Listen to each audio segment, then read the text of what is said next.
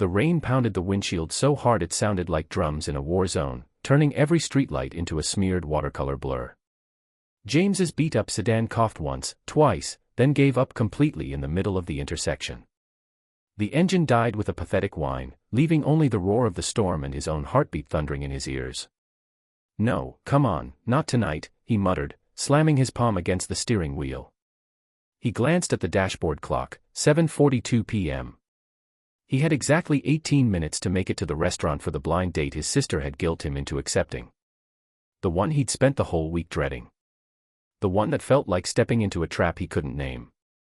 He exhaled sharply, fogging the glass. Then, through the curtain of rain, he spotted her. A woman stood alone under a flickering, half-dead street lamp.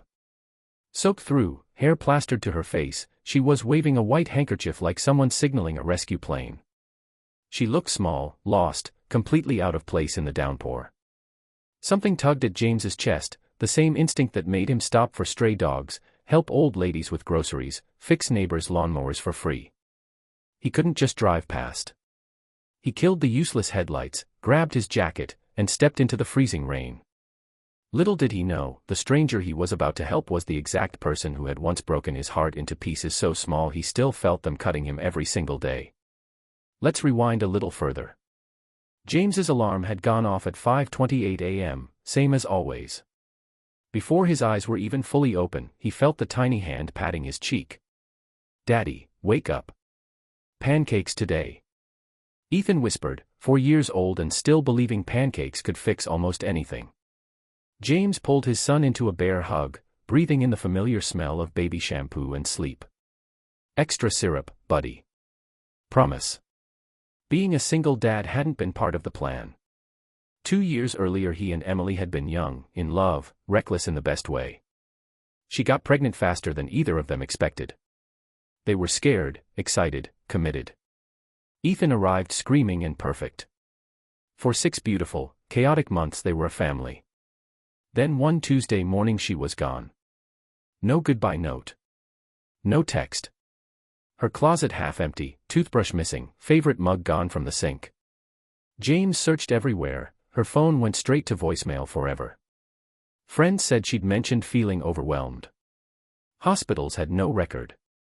Police filed a missing person report that went cold in weeks. He stopped sleeping properly after that. He stopped hoping. He just survived. Double shifts at the auto shop. Night classes on parenting hacks from YouTube. Learning to French braid from a 13-year-old girl on TikTok because Ethan wanted princess hair for picture day. Every bedtime story, every scraped knee, every fever, he carried it alone. His sister Mia refused to let him stay broken forever. Last week she'd cornered him in the kitchen while Ethan napped. "You're 32, James. Not dead. One date. Her name's Emily, crazy coincidence, right? She's kind, funny, loves kids. Her best friend says she's been through stuff too. Just try." For Ethan. He keeps asking why Daddy never smiles in pictures anymore. James had fought her for 40 minutes. Mia won anyway. So here he was, wet, freezing, hood up, walking toward the stranded woman. "Car trouble," he called over the rain. She turned. Even drenched, her eyes were striking, warm brown, wide with panic and gratitude. "It just quit on me. I don't know what's wrong. I'm already so late." Her voice shook from cold. James popped the hood without another word. Rain poured down his back like ice water. He checked battery cables, alternator belt, spark plugs, muttering to himself the way he always did when focused. She stood beside him, holding an umbrella that did almost nothing. "You don't have to do this," she said softly. "Really?" He glanced up. Nobody should be stuck in this alone. 10 minutes later, after cursing, wiping rain from his eyes, and one small prayer, the engine sputtered, caught, and roared. Her face lit up like sunrise. "You're a miracle worker." James shrugged, cheeks warm despite the cold. "Just stubborn." "Where you headed?" "Little Italian place on Maple." "Blind date." "Friend set it up." He chuckled. "No way." "Same place." Same reason. She laughed, a real, surprised sound that cut through the storm. Guess the universe has a sense of humor. I'll follow you, he offered. Make sure it doesn't die again. She hesitated, then nodded. Thank you, really. They drove in convoy through the rain-slick streets. James kept glancing at her taillights, feeling something strange and unfamiliar stirring, hope, maybe. Or just the relief of doing something kind. They pulled up to the restaurant together. Valet took the keys. She stepped out, dress clinging in the wind, hair starting to curl as it dried. Under the golden restaurant lights she looked, breathtaking. And achingly familiar. They walked inside side by side. At the hostess stand she turned to him, biting her lip nervously, and said the words that shattered everything. So, ready to meet your blind date? Time stopped. The chatter, clinking glasses, soft jazz, all gone. James stared at her face. The slight tilt of her head when nervous. The tiny scar above her left eyebrow from that time they tried rollerblading drunk in college. The way her lips curved when she was scared but trying to be brave. It was her. Emily. The Emily who had kissed him goodnight, promised forever, then vanished like smoke. His knees felt liquid. His throat closed. Emily. His voice cracked on her name. Her eyes widened in horror. Color drained from her face. James. The second cliffhanger landed like a freight train. She took one step back, hands trembling. I didn't know. I swear to God, my friend never said your name. I thought, 2 years, maybe it would be okay. I thought I could face a stranger. James felt every scar she'd left rip open fresh. You didn't just leave, he said, voice low and shaking. You disappeared. I searched for you. Hospitals. Police. Your mom wouldn't even talk to me. I raised our son alone, wondering every damn day if I'd done something to make you run. Tears spilled down her cheeks. Please, 10 minutes. Just 10 minutes. Then if you want to walk out, I'll let you. But there are things you deserve to hear. The hostess cleared her throat awkwardly. Table for 2. They followed her like ghosts. The next 15 minutes were torture. Menus opened. Closed. Water sipped. Forks pushed pasta around plates. How's work? She asked. Still fixing cars. Still good with your hands. Silence. He saw flashes, her laughing in their tiny kitchen, singing off-key lullabies to baby Ethan, crying happy tears at his first steps. He hated how much he still loved those memories. Then his phone buzzed violently. Screen lit up, urgent, Little Stars daycare. Ethan fell from the climbing structure. Possible head injury. Please come now. James shot up. Chair crashed backward. Emily stood too, no hesitation. Go. I'll handle the check. I can wait here, or follow. Whatever helps.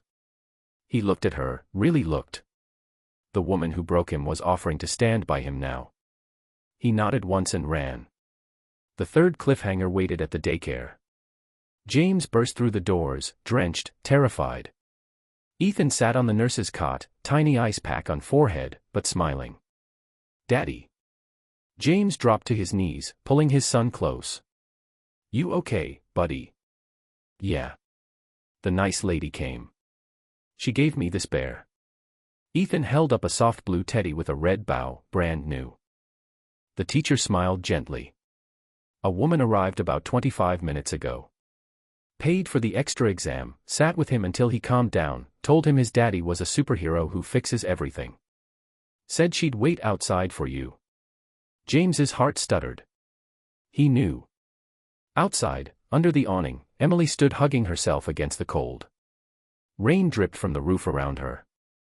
I couldn't stay at the table, she whispered. Not when he might be hurt. I know I lost every right, but he was mine too. Once. They sat on the bench while Ethan dozed inside.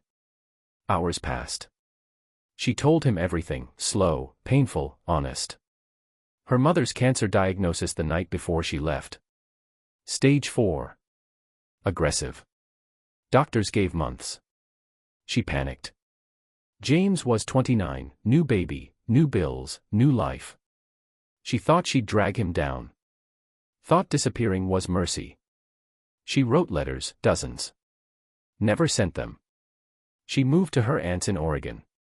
Nursed her mom through chemo, radiation, hospice. Watched her fade. Buried her. Spent a year in therapy learning she'd been wrong, catastrophically wrong. I thought I was protecting you, she said, voice breaking. I was a coward. James listened. Cried quietly. He told her his side, the nights Ethan asked, "Where's mommy?" the first time he had to explain death when a goldfish died, learning to sew buttons because Ethan wanted to wear daddy's shirt to preschool.